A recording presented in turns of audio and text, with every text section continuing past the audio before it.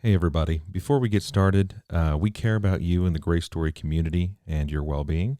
So, we wanted to let you know in this episode, there is discussion of potentially disturbing content for some listeners, including death and loss. So, I wanted to let you know that before we get started. Welcome to GraceStory Podcast. We're here to connect you with education, resources, and community that equip you for the journey of restoration. My name's Nate Davison, and I am your host here at GraceStory Podcast, and it is a pleasure to be with you again here in a new year, first episode of 2021. And while it seems that not much has changed, I'm not sure some of us expected much different because changing a calendar day doesn't change, who people are. But it also doesn't change who God is. God has not changed. He's not taken by surprise by anything that has happened. He's still in control of situations and your life, and he's still, on the throne. So he's also interested still in your journey of restoration. Many of us along our journeys of restoration, especially over this past year, have experienced loss on some level, whether that's a loved one, whether that's a career, some form of identity for ourselves, or even just a loss of control. And there's different ways that we grieve those losses. Some are healthy and some are not so healthy. So beginning this year, we wanted to take a look at something, a topic that would be helpful to all of us here in the GraceStory community. And we couldn't think of anything more relevant. There was many suggestions, but nothing more relevant than addressing that sense of loss and the need for grief on several different levels. So this first episode is part one of two episodes we're going to have with our first storyteller of this series, and that's Paul Stetler. Paul Stetler is joining us from Florida, and he's going to be talking to us about the loss of a spouse, and then also how he processed through that. And I'll tell you, it is very, the content can be a little bit deep, and especially in the processing. I mean, he just walks us through in detail how he worked through that journey of restoration, which he is still on, a beautiful journey of restoration with God at his side. So let's jump into the first of two episodes of our conversation with Paul Stetler. Paul Stetler, it's been a while, but I'm glad to have you on the program today. You're joining us from Florida, and I'm up here it's not as sunny here. I'll tell you that, up here in Indiana. I don't know what it's like down there, but thanks for coming on the show today. Well, it is great to be here, and I'll tell you, there's just panic and disorder down here because we're all freezing to death. It got down to 43 last night, and everybody's getting out their parkas. So Probably more than that, staying indoors, running out of milk and bread. It sounds really, really tough. We hit, I think it was 16 this morning. So, but you mentioned that a lot of confusion, a lot of disorder. We seem to be having a lot of that in the world right now as we enter into 2021. A lot of stuff that can kind of steal our focus off of, those New Year's resolutions for one, but off of God. But what is it that you've been concentrating on or focusing on or trying to keep your focus through? That's an interesting question because so many people are so depressed right now, just with the pandemic and with all sorts of upheaval in our country. And I've talked to several people, some of whom are just almost in despair. And I've had the opportunity to say to them, you know what? One of the unique things about my story is that I've probably already lived the worst day of my life. And God was there, and he was right beside me, and he picked me up, and he began to put my life back together. And that gives me such a tremendous confidence that whatever happens, God is there, and he will be there, and he is more than able to oversee all of the events of this world, just as he has overseen my life. And as I look back, I see that he has planned every step. He has been in control of every step, and I have such great faith in him today. Well, I know we're going to get into your story just a little bit, but And, we've been talking in the pre-show about the context around how you share this part of your life. It's my understanding there's a little bit more to it than just an accident, loss. There's more to it for Jacinda herself. Yes, indeed. And it's an incredible story how God brought two lives together in such a beautiful way. I was 38 years old and never married, and my parents wondered if I ever would get married. And Jacinda was 10 years younger than me, but she had spent a number of years in a relationship that she knew early on was not God's will, and not that either party was a bad person. It just wasn't God's plan, and she knew that. But she spent a number of years trying to make that work. And way back in high school, early high school, Jacinda talked about God giving her a promise from Psalm 37. And the scripture says, "Delight yourself also in the Lord, and he will give you the desires of your heart." It says, "Commit your way unto the Lord, trust also in him, and he will bring it to pass." And she interpreted that verse as saying, basically, early on, she said, if I'm a Christian and I say I want to do God's will, then God's going to make all my plans come to pass. Well, she quickly began to realize as she lived life that those things were not coming to pass as she had hoped or planned. But what she came to realize later, and what both of us came to realize in such a profound way, is that God was directing every footstep along the way. Really, her situation came to a head. She had been struggling with surrendering her life to God. I mean, radically surrendering her life to God. And she had been in a relationship for a number of years, as I said. And there was one Sunday morning in church when she was sitting there, and the pastor stood up to preach, and he took his text from the book of Esther, and he entitled his sermon, "This is Your Moment." And he began to read those verses from the book of Esther, and she was sitting beside her mother in church, and she leaned over and she said, "Mom, this sermon is for me." And it was kind of an amazing moment. As the sermon began to unfold, the final point that the pastor made was your moment of abandonment. And he brought out the point from Esther where Mordecai said to Esther, "This is your moment to save your people. You must go before the king and plead the cause of your people, even though it risks your life." And Esther, of course, uttered those incredible words, "If I perish, I perish." Mordecai said, "Maybe you've come to the kingdom for such a time as this." And that was her moment of abandonment. And at that moment, she leaned over to her mother and showed her what she had written in her church journal. She always took a journal to church, and she had beautiful calligraphy handwriting. And she wrote on those lines in that journal, "If I perish, I perish." And she said that was her moment of complete abandonment to God. And she thought to herself, maybe I'll be an old maid all my life. Maybe I'll never get married. Maybe I'll never achieve some of the dreams that are in my heart. And she leaned over to her mom, and with tears streaming down her face, she whispered, "If I'm single, I'm single." And it was in that moment that God witnessed to her heart that she had made a full and complete consecration. And she went from that church service a different person. And ironically, that was New Year's Eve, 2017, going into the year 2018.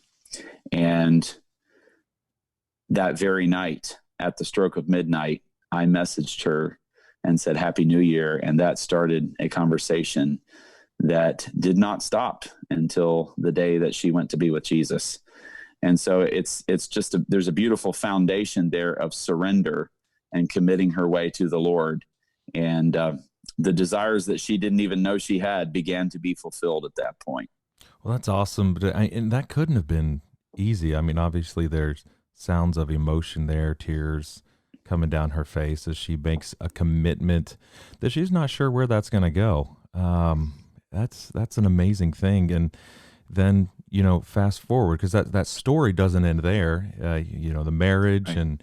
and the time you guys had together, and then that fast forwards to a tragic day that may have been different without that decision, but Yes. certainly was part of her storyline in God's plan. It sounds like. Absolutely. Yes. Jacinda, she grew up on a farm in Indiana. She was the fourth generation on the family farm and just has a wonderful, loving family. And early on, she figured out that she wanted to be a teacher. She would teach her little brothers, and she had three younger brothers. And she would always play school, and she would be the teacher, and that's the profession that God led her into. And she became a very excellent teacher. She graduated from high school, went to Ball State University, and she felt that her mission was to teach in the public school. She had attended public school in a rural public school there in Indiana, a country school district where everybody knows everybody, and most of her Christians or most of her teachers were Christians. And then after she graduated, she plunged into urban Indianapolis and became a teacher in an urban school district. And what a transition that was. But during that time, she affected the lives of so many students. She was an amazing teacher.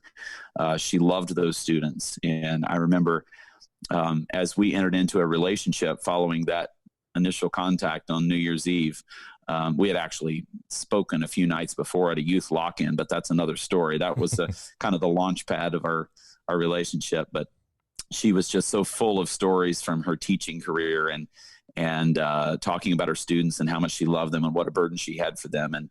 And she had such an impact as a teacher. But what we came to realize was that God had an even broader and deeper impact that he wanted her to achieve in her life. And that came to fruition through a painful path. We got married, and after a whirlwind courtship, I guess I could say, we all together, including our engagement period, our relationship was 9 months prior to marriage. When you know, you And then know. on When you know, you know. that's right. And we knew, oh my, did we ever know? I mean, just 2 weeks in, she said she knew that this was the right thing. It took me a little longer. Us guys, sometimes we're a little thick-headed, and it took me about 4 weeks. But Oh, anyhow, 4 weeks. So much, yeah. almost double the time. My goodness, yes. A whole month. Oh dear. But our lives just flowed together so rapidly, and we found that we had so much in common. And it really was a match made in heaven. And I say that both figuratively and literally. Mm. It was in every way. And then we got married, and God began to open doors of ministry where we were able to do conventions, revivals, camps together. And we were in people's homes. We spoke at youth events. She shared her testimony.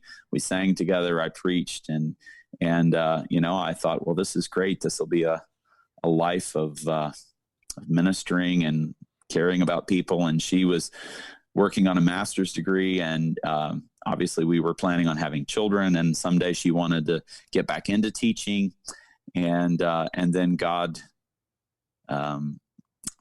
obviously had a different plan. But through the events that unfolded with the accident and her going to be with the Lord, her life has touched thousands and thousands and thousands of people. It's just astonishing. And so I marvel at what God has done. So I want to go to that day in just a moment, and have you walk us through the events. But as I'm listening to you, I'm hearing more than loss of a spouse here. I'm hearing loss of children, loss of dreams, loss of that gift of service you wanted to give back to God and others.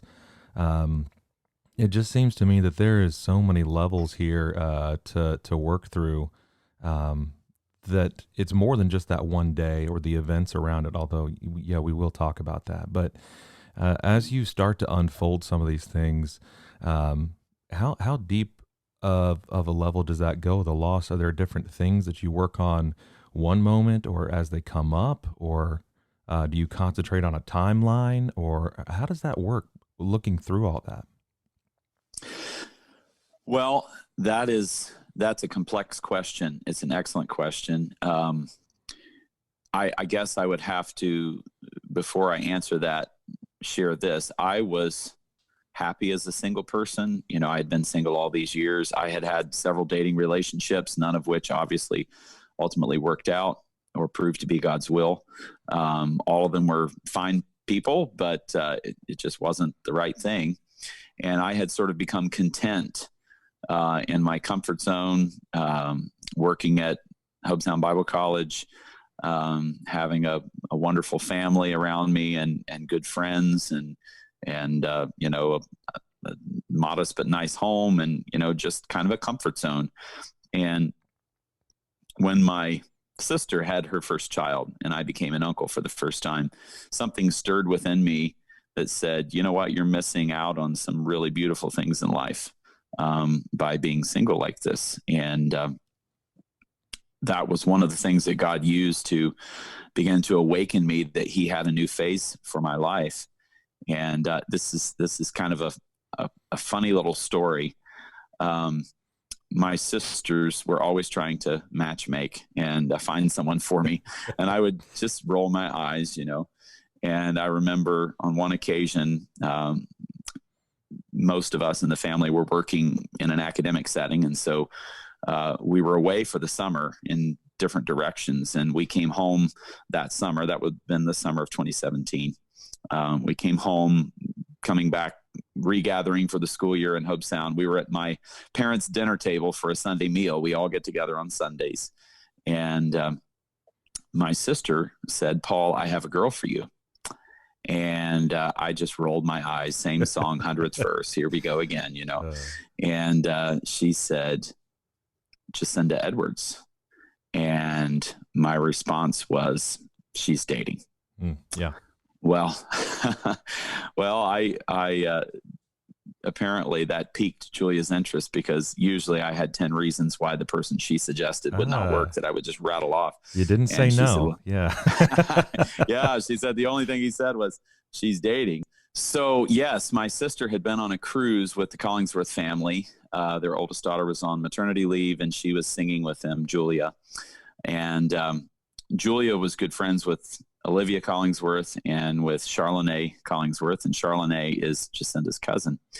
And they had been talking about the fact that they were trying to find a guy for Jacinda. And I was not aware that this conversation had taken place. As far as I knew, she was still dating. It was, you know, not even a factor. And well, when Julia mentioned that, I said, you know, she's dating and that's it. But I went home and I started looking her up on Facebook and started doing a little research, and I liked what I found. And of course I didn't let on to my family, because I knew that if I did, they would have 100 questions every time we got together. But then fast forward to Thanksgiving, and the news had then become public that she was no longer in that relationship. And so Julia came to the dinner table at Thanksgiving and she said, "Paul, Jacinda's single." And I didn't say much. I had to still maintain my facade of disinterest. But I went home and found out that her birthday was a couple days later. And so I messaged her happy birthday on her birthday. Nice. And she was sitting with her family at the time. She told me later, and she said she was kind of shocked. And she said, "Mom and Dad, Paul Stetler just messaged me happy birthday." And she said her mom went, "Ooh." And so that was the first spark of interest. But there was no further contact until a youth convention, Teens Triumphant, it's called, in Indianapolis. It's a lock-in that they have around New Year's Eve. And so it was a couple of days prior to New Year's Eve that year, because New Year's Day was on a Sunday. And so it so happened that I was scheduled to preach there, and my sisters and I were singing at this event. And Jacinda was asked to come and be a team leader. And so we met there and we started talking. And then we didn't talk for a couple of days. And then I messaged her on New Year's Eve, and it kicked off from there. So, Well, it sounds like God has a way of bringing things together when His plan is, and when His timing is perfect for His plan. And then moving forward through that, so you've gone through ministry. You guys are planning things. You're taking trips. You're doing just the whole marriage thing. And then we get to a point where the story, which is not over, as you say, it continues on, but where it definitely takes that decided turn on a tragic day. Would you just walk us through that day in whatever way you'd like to do, just so we can understand a little bit more about what happened? Sure. We had the most beautiful marriage imaginable. It was like a 22-month honeymoon. And we just had wonderful times together, and we're so in love and didn't really have much time to get in any fights. And we had just come past our first anniversary, which was September the 1st of 2019. And we spent it in a boarded up house because there was a lovely hurricane that came our way. And I kind of wanted to make that up to her, the fact that we spent our first anniversary that way. And as we approached Thanksgiving, I could see that she was really missing her family, even though she was loving life, married and down here in Florida, and loved our house and everything. She was missing her family. And so I had already told her that we were going to go to her parents' home for Thanksgiving. But then I told her, let's go up a little early because your birthday is 2 days before. And so her birthday was the 24th of November. And so what I did not tell her was that on the way up, I was going to take her to the Biltmore estate, and we were going to have a special birthday dinner. We were going to get a picture taken for our Christmas card. We were going to spend the night there in that beautiful setting. And then I was going to take her on to Indiana to her parents' home from there. We didn't make it. We were driving up 95, and we got about 2 hours into our trip. And honestly, it still boggles my mind because I have driven so many trips in my life, long trips, sometimes through the night trips. And often I will struggle to stay awake in the afternoons or late at night, but morning is always my best time. We had gotten a good night's sleep the night before. We left at a reasonable time that morning. We had our seatbelts on. The cruise control was on a reasonable speed, and I-95 is pretty straight and flat. And I had suggested, after a nice time of chatting together and just sort of enjoying each other's company, holding hands there in the car, I suggested to her that she take a nap so that we could switch drivers later on. And she fell asleep there in the seat. And I fell asleep, and I can't explain it. It was about 9:30 in the morning, a very unusual time for me to even be tired. I'm a morning person. And I fell asleep, and I woke up right before impact. There was a semi in front of us, and he was running out of fuel, and he had slowed way down. And I came to, and when my eyes came open, I saw a semi right in front of us. And I had just enough time to crank the wheel. If I hadn't cranked the wheel, we would both be dead. If I had cranked the wheel to the right, I would have been dead, and she would probably have survived. I don't know why. I guess because we were in the slow lane and there was a ditch on the right and there was pavement on the left. I just thought, I'll crank the wheel to the left in that split second. You don't really have time to process anything. And I cranked the wheel, and the rear end of that semi trailer penetrated our vehicle, and the roof of the vehicle was torn down beside me, so I couldn't see what was going on the passenger side. And we spun down into the ditch. And when we stopped spinning, I called out, "Jacinda, are you okay?" And there was no response. And all of a sudden it dawned on me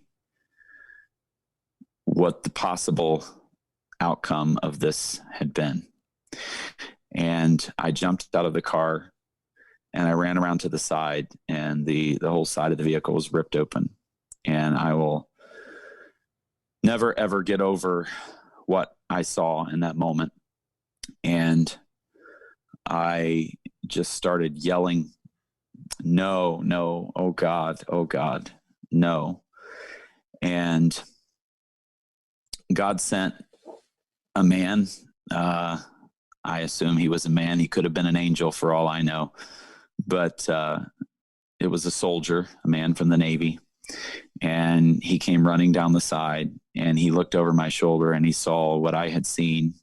And he grabbed my arm and he yanked me up back to the road and said, you got to get away from here. And I was standing up on the side of the road, just doubled over, just reeling. And all I could say was the name of Jesus, just again and again and again, just Jesus, Jesus, Jesus, Jesus. And in the blur of that moment, the emergency vehicles came very quickly, and they put me in the back of the ambulance and hustled me off to the hospital. And I had to make that awful, awful phone call. First of all, I called my father and I told him what had happened, and he was very broken. And he said, I'm headed to the car right now. I'll be there. It was 2 hours from home. And he started heading north. And then I knew I had to call her parents, and that was the most awful thing that I could even imagine doing. And my cell phone was still in the vehicle, and so I had to use the hospital phone. And so I began calling her father's number. I had to get that number from my dad, actually, because it was in my cell phone. And he didn't respond. He assumed it was a telemarketer. It was an unfamiliar number from Florida. And I had to call 6 times. And I really think that was of God, because it gave me a little breathing space, a little time to calm down just a little bit. And when he did pick up, because he saw that the number kept calling and he assumed it must be something serious. When he picked up, he was with Larry, my mother-in-law. They were together. And he immediately turned to her and said, "Jacinda's dead." And I will never, ever, ever recover from the sound of a mother grieving the loss of her child. Never. And I just began crying with him once again. And I was saying, I remember all of this like it was yesterday. I remember saying, why couldn't it have been me? Why couldn't it have been me instead of her? And God gave my father-in-law the presence of mind in the midst of the shock and horror that his only daughter had just died. He stopped and he said, "Paul, I want you to know something. Nothing has changed. You are our son, and we love you." And that was of God, because if I hadn't heard those words, I could have lost my mind. And once Larry composed herself, she called my father and she said, "Please tell him that he's our son and we love him and nothing has changed." And hearing that from both of them made an incredible difference. My father arrived at the hospital along with my pastor at Ellison, and I'm so grateful that he was willing to come at that moment. And one of the things that we did, it probably wasn't a wise thing to do, and looking back, but it's what we did, and maybe it helped in some odd way. I don't know. After we left the hospital, I was okay. I mean, I had a swollen, sprained hand. I had some cuts and bruises, but I was okay. We went to the junkyard. They had already hauled the vehicle there to retrieve. I needed to get my cell phone back and get what we could. And I'll never forget, we walked around the corner, and when my father saw that vehicle, he stopped in the middle of the driveway and just wept. And he said, "Paul, I can't believe you're still here." And he said, "All I can say is God must have an incredible purpose for the rest of your life to have spared your life in this situation." And all the way home, all I could say was the name of Jesus. Dad and Pastor Ellison, I think they understood that I didn't need conversation right then. And so they talked quietly amongst themselves up front. And I just sat back and I just said the name of Jesus over and over again. And all the way home, when I got home, my family, they were all there, and they wrapped me up in their arms and they wept with me. And I owe such a huge debt of gratitude to them for being so loving and so supportive. But it was, without any question, the worst day of my life. And as you asked me at the beginning of this thought process here, what was it like, hopes and dreams, etc. I looked out in front of me, and my whole world had just collapsed. Like, all of my hopes and dreams had been centered around Jacinda. She had become my world so quickly. I had completely put behind me that single life that I actually enjoyed. That was gone. I was done with that. I was all about her. I loved her with every fiber of my being. I loved her more than myself, more than life itself. And now she was gone. And I looked ahead, and it was just like a white sheet, a blank white sheet with nothing on it. I could find no purpose. I could find no happiness. I could find no fulfillment. But as we'll talk, as the conversation unfolds, God began to restore that purpose and those hopes and dreams. Yeah, and as I'm listening to your story, I mean, one of the first things that comes to mind, as you it's a very surreal day, but very real, as you've not just once, but then after your hospital visit, twice gone back to the scene to confirm this is real. And then you have that whole time home where words fail. But then what do the next couple of months look like after, not to belittle, but the experience of that? What do you revel more in the memories and the objects that bring back, those memories? Do you shut them out? What does that look like in your experience the next couple of months after? Well, the first massive hurdle was, of course, the funeral. And we had two funerals. And we had a funeral here in Hobe Sound, and then we had a funeral in Ridgeville, Indiana, at her home church where her father pastors. And funerals are such a mixed blessing. They're very sweet and very special because the outpouring of love was just amazing. And so many people, I had friends, she had friends that drove hours. People flew in from out of state. I mean, the flowers poured in, cards poured in, messages. It was just overwhelming, and it was beautiful. Of course, the first funeral was the day before Thanksgiving, and which made it difficult.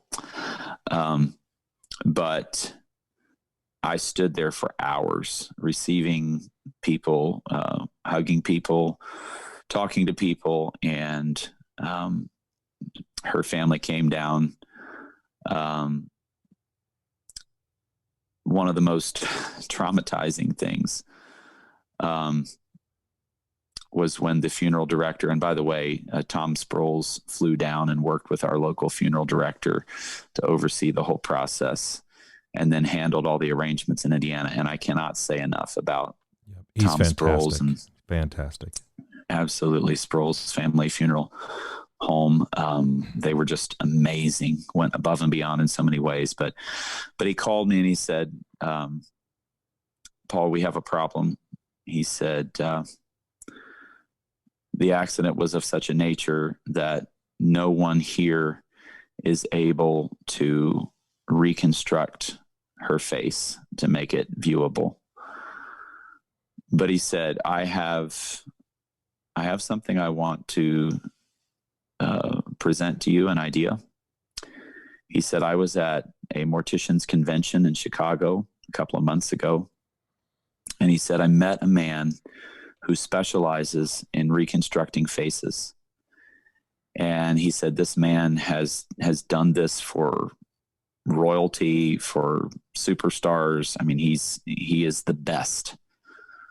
And he said, I met him at this convention and it seemed like a happenstance, but now I know why. He said, I saw him across the lobby in my hotel and I had recognized him from documentaries and articles and so on. And he said, I want to meet this man. And he said, I went across the lobby and met him. And he said, turns out he was a Nazarene preacher's son. And he said, we connected on spiritual things and had a wonderful conversation. He said, we parted ways with the sense that there was a purpose and a reason for our meeting. And he said, now I know why. And he said, I've already spoken to him. And he said, he is willing to come and work through the night to reconstruct the side of her face that was badly damaged in the accident, so that the family can view her at prior to the funeral. And he said, now, the only catch is it is not cheap. And he quoted the price, and it was a little bit shocking. And I spoke to my dad. I mean, Jacinda and I had sat down with a life insurance agent weeks before that, and we're preparing to sign a policy, and we didn't get that far. And so we didn't have that. And so as far as I knew, all of this was coming out of, the pocket, but that wasn't really what I was focusing on at that point, obviously. And I spoke to my dad, and he said, Paul, we're going to do it. We'll do whatever we have to do. He said, I'll loan you the money. We'll make this happen. And so that's what we did. The man flew in from Michigan. He worked through the night, over 24 hours straight. And then I got the call from the funeral director. We would like for you to come and view Jacinda and her body. And I'll never, ever forget, I arrived at the funeral home and I walked up to the doors of their chapel, and they had placed her in the chapel.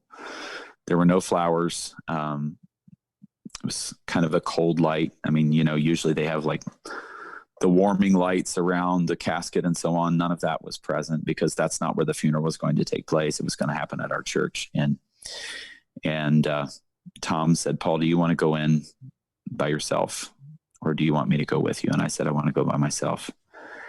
And as I walked down that aisle, it seemed like such a long aisle. And all I could think of was the first look at our wedding when she walked down the aisle and I was standing up front. And I said, now it's reversed.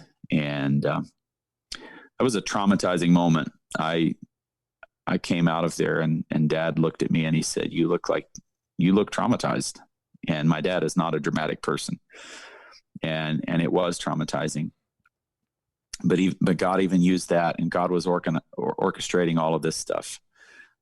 Because at that point, I had told Jacinda's family, and they were on their way down. I had said, Um, we're bringing in the specialist. He's going to reconstruct her side of her face that was damaged. And that raised their hopes. And what I saw in that cold, empty, lonely setting was traumatizing to me. And I immediately called my father-in-law and I said, this is going to be tough. And he shared that with his family, and they all decided they wanted to see her anyway. And but they certainly adjusted their expectations. Well, amazingly enough, and this was a God thing, but later that day they brought her to the auditorium of our church, and the lighting was beautiful. There were warm spotlights. She was surrounded by flowers. There was music playing. And when I walked in, it looked so different. And when they walked in, they were expecting the worst. And God used that crash of their expectations to allow them to appreciate what they did see. And God was just so kind. He was just so loving. I mean, he paved the way in so many ways. I could talk all day, and I know we don't have all day, but just suffice it to say, God walked with us in those extremely, extremely difficult days, and I'm so thankful for that. Well, man, as I listen to that, I'm first blown away by the decisions that you had to make, not even a month out from the original trauma and the re-traumatization. But then, talking to you about some of the things that have come out of that, it makes me smile as I listen to you too, because it just sounds like the end. It sounds like final. It sounds like this is over and there's damage done that's irreparable and we can't restore this. We can't go back. But I know from our conversations that's not the actual story. It doesn't end there. And maybe you just send us in a different direction from the funeral to those days after, to what has been born out of that for you in your journey of restoration. Well, what you just said is very insightful, because it could have been the end. I'll just be blunt with you. I was headed down. I could have been headed down a path of mental breakdown and or suicide. I know we don't like to talk about those things. A very dear friend of our family who lost a child in that way called my mother and said, "Don't let him out of your sight." And she was absolutely right to say that. God began leading me down a path of recovery, and that began within 24 hours of the accident, even before the funerals. As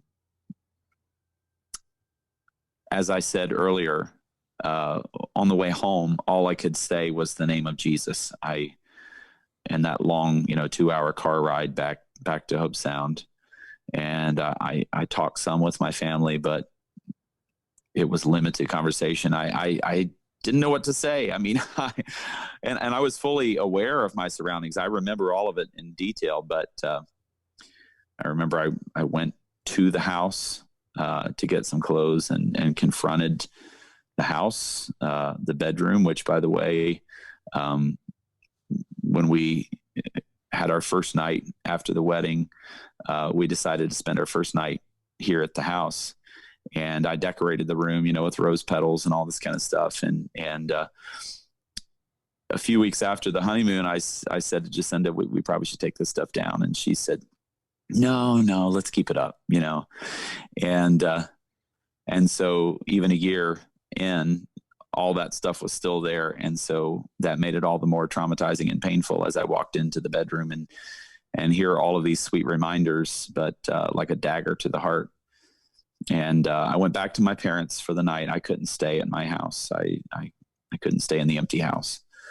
And I couldn't sleep that night. And as you can imagine, I mean, Satan was just screaming in my ear. And what Satan was saying was, you killed your wife. and God's not listening to you because you killed your wife. And all night I wrestled with that. And I came as close to mental breakdown, to losing my mind in that night as ever. And far closer than than I ever want to be to that sort of a breakdown. And finally, I couldn't stand it anymore. I came out of that guest bedroom at my parents' house and I went into the living room. I knew my dad would be in there because at some point in the night, he transitions from the bed to a recliner. And so I knew he would be there, and he was asleep. And I just sat there. I just needed to be with someone. And he slept for a good while, and I'm just wrestling with these words in my ear that Satan is screaming at me. And finally he woke up and he saw me there and he said, "How long have you been here?" And I said, "I don't know, a couple hours." And I began to share with him what I was struggling with. And he wrapped me up in his arms and prayed with me. And I felt very loved. I'm so thankful for my dad. Later, my mom came in, and my mom, she's had a couple of nervous breakdowns, and she's walked some of those paths before. And she was very encouraging to me as well. But I still couldn't hear the voice of God.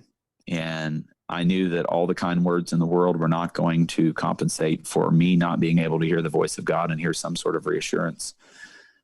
And so I walked out of the house, and behind my parents' house, there's a dirt street, and it goes all the way down to the Intracoastal Waterway. And I walked that street, and it was about 5 a.m. And I tried to pray, but all I could get out was the name of Jesus. I was still just saying the name of Jesus over and over.